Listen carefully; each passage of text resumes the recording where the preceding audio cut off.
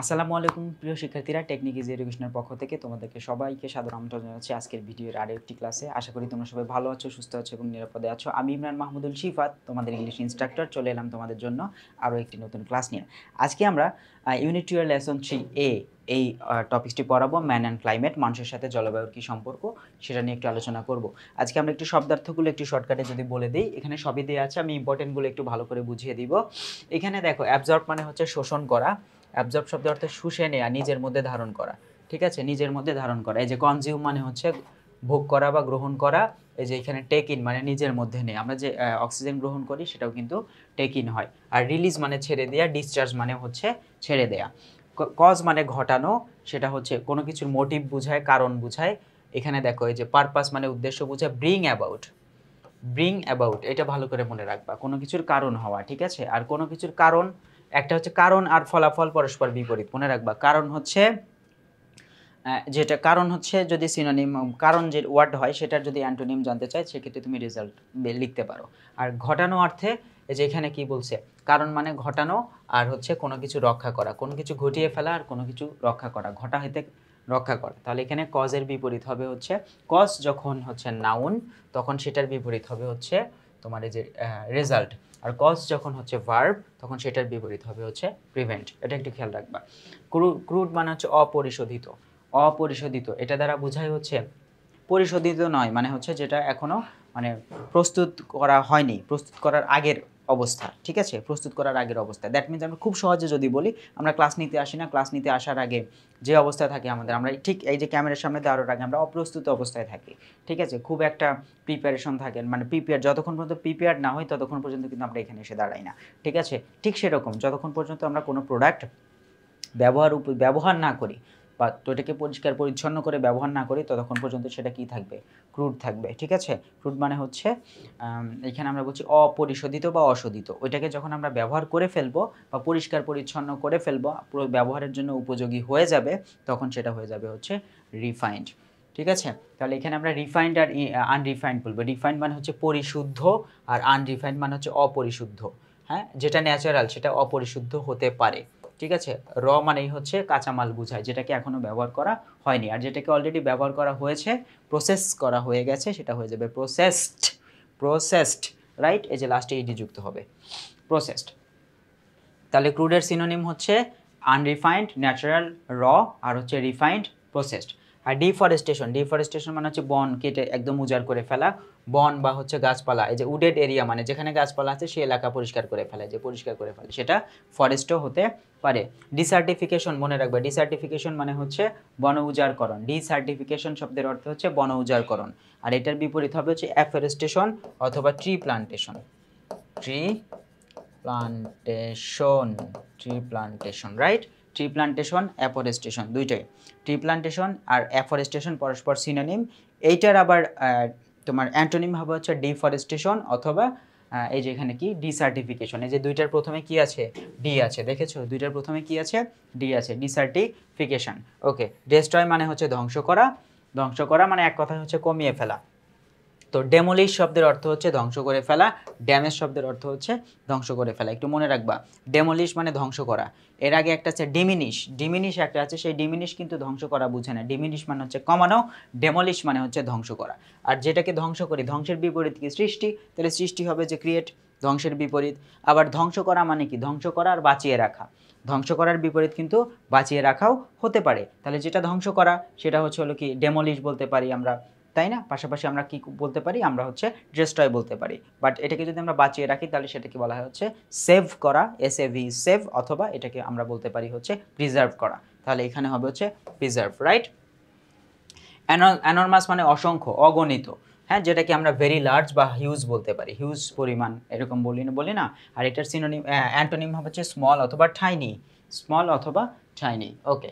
তারপরে আমরা যদি একটু দেখি, জেনারেট মানে প্রস্তুত করা। জেনারেট শব্দের অর্থ হচ্ছে প্রস্তুত করা। এখান থেকে একটু মনে করাই দিই, জেনারেট শব্দের অর্থ হচ্ছে প্রস্তুত করা, বাড়ানো। তাহলে জেনারেট যদি প্রস্তুত করা হয় তাহলে আমরা রাইজ মানে হচ্ছে প্রস্তুত করা, বাড়িয়ে দেওয়া, এই যে গ্রোথকে বাড়ানো, হ্যাঁ, অগমেন্টেশন, অ্যামাউন্ট ইন সাইজ, এটা বলা আছে। রাইজ মানে বাড়ানো, তারপরে এটাকে ক্রিয়েট লিখতে পারি, ক্রিয়েট লিখতে পারি, প্রডিউস লিখতে পারি, তাই না। প্রোডিউস লেখা যায়, তাই না? সার্চ, এখানে সার্চটা মনে রেখো, রাইজটা মনে রেখো। ক্রিয়েট আর প্রোডিউস আমরা মনে রাখতে পারবো। রাইজ মানে বাড়ানো, তো বাড়ে কখন? যখন কোনো কিছু নতুন করে তৈরি করা হয়, বেড়ে ওঠে, ওইটাকেই বলা হয় হচ্ছে রাইজ বা বাড়ানো। এছাড়াও আরও কিছু বিষয় আছে, যেমন হচ্ছে আমরা ডিক্লাইন বলি, ডিক্লাইন মানে কমানো। এই ডিক্লাইন, তারপরে রিডিউস, লেসেন, তারপরে ডিমিনিশ, DIMINISH, কিছুক্ষণ আগে যেটা বললাম, হ্যাঁ? রিডিউস, লেসেন, ডিমিনিশ, এই সবই হচ্ছে ডিক্লিন, এই সবই হচ্ছে কমানো, মানে ইনক্রিজের বিপরীত শব্দ হিসেবে এগুলো ব্যবহার হতে পারে। তাহলে রাইজের বিপরীত হচ্ছে এগুলো, ইনক্রিজের বিপরীত হচ্ছে এগুলো। ইনস্টিড মানে হচ্ছে পরিবর্তে, তাহলে পরিবর্তের ইংলিশ হচ্ছে আমরা এখানে সিনোনিম র্যাদার ব্যবহার করতে পারি, মানে হচ্ছে একটার পরিবর্তে আরেকটা বোঝাতে আমরা র্যাদার শব্দটাকে ব্যবহার করতে পারি। আর রিটেন মানে কি?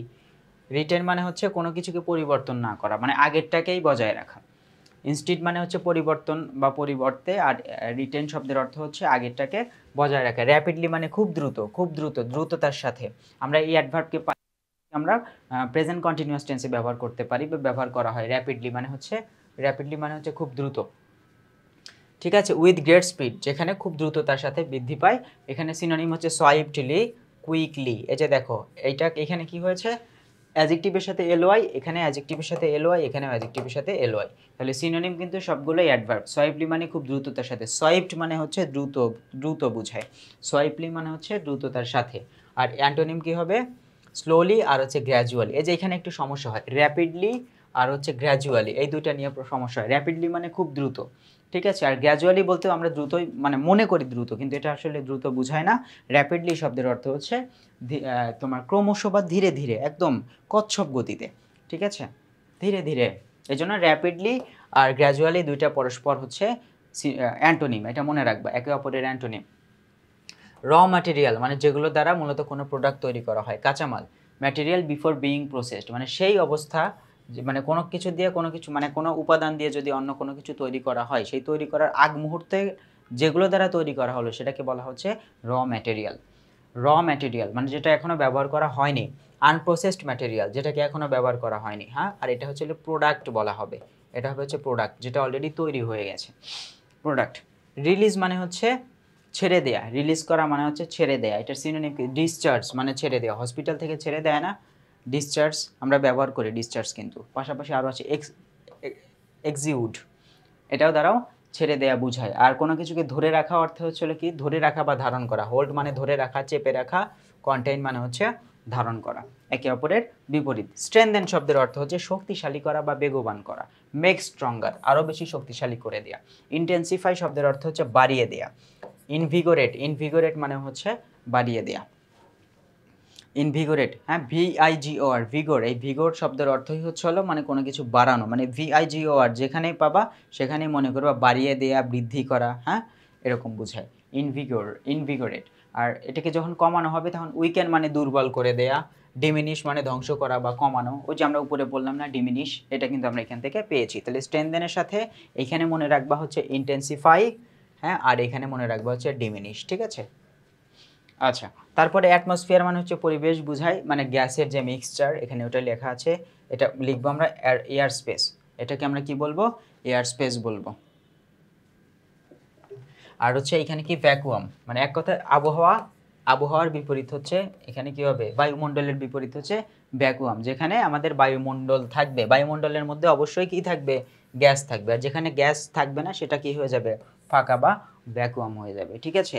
কম্বাসন মানে হচ্ছে দহন। কম্বাসন শব্দের অর্থ হচ্ছে দহন, মানে যেখানে কোনো কিছু পোড়ানোর ঘটনা ঘটে। আর যদি যেখানে পোড়ানো হয় সেটাকে কি বলে? বার্নিং মানে পোড়ানো, ফায়ারিং মানে হচ্ছে পোড়ানো। আর এক্সটিংশন মানে হচ্ছে না পোড়ানো, মানে আমরা বলি না ফায়ার এক্সটিংগুইশার শব্দের অর্থ হচ্ছে যেখানে পোড়ানো আটকানো হয়, মানে এক কথা যখন কোনো কিছু পুড়তে নেয় তখন আমরা ফায়ার এক্সটিংগুইশার ব্যবহার করে সেই পোড়ানোটা বন্ধ করি না। একইভাবে আমাদেরকে মনে রাখতে হবে যখন কোনো কিছু পোড়া শুরু হবে আমরা মনে রাখবো যে এক্সটিংশন। সেখানে কি করে কোনো কিছু যদি থেমে যাওয়া হয়, আগুন যদি থেমে যায়, তাহলে সেই ঘটনার নাম হচ্ছে এক্সটিংশন, মানে পোড়ানোর বিপরীত।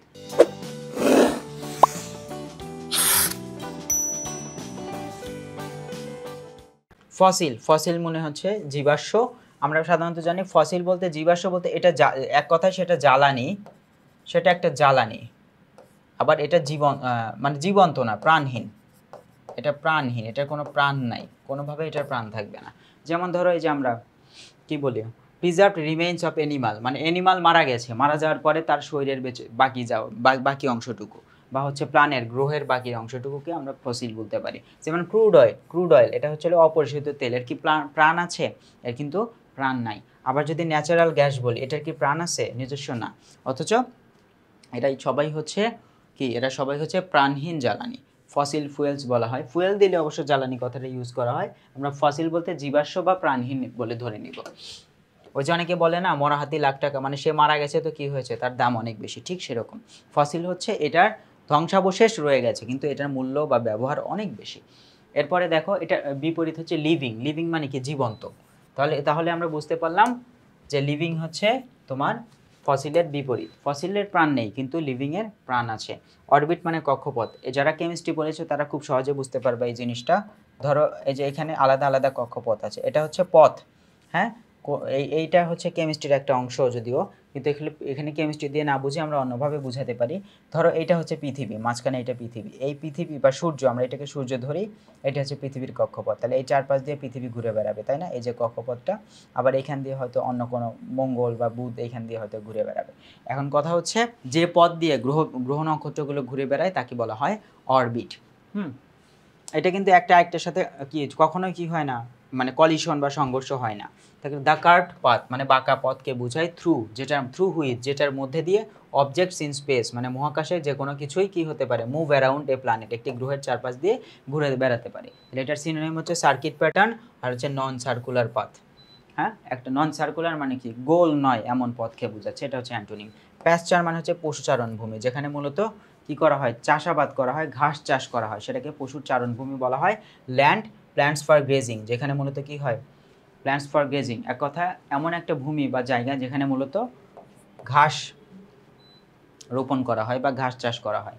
এখানে সিনোনিম হচ্ছে মিডো আর হচ্ছে রেঞ্জ ল্যান্ড। আই থিঙ্ক মিডোটা বেশি ভালো সুন্দরভাবে পড়বা, হ্যাঁ মিডো। আরেকটা জিনিস মনে রাখবা, প্যাস্চার মানে চারণ ভূমি, পশুরকে চারণ করানো হয়, মানে আমরা গ্রাম অঞ্চলে দেখি না গরু বাছুরকে সকালবেলায় ঘুম থেকে নিয়ে খাবার দাবার খাইয়ে 10টা 11টার দিকে একদম ক্ষেতের মধ্যে রেখে আসা হয়, বিকাল 4টা 4:30টার সময় নিয়ে আসা হয়, সেখানে থেকে দাঁড়ায় দাঁড়ায় সারাদিন খাবার খায়, তাই না, দুপুরে একটু ছায়ায় নিয়ে আসা হয়। এটা হচ্ছে চারণ করা, বা গরুকে কি দেয়া, আমরা মূলত গরুকে খেতে দিয়ে আসা জমিতে।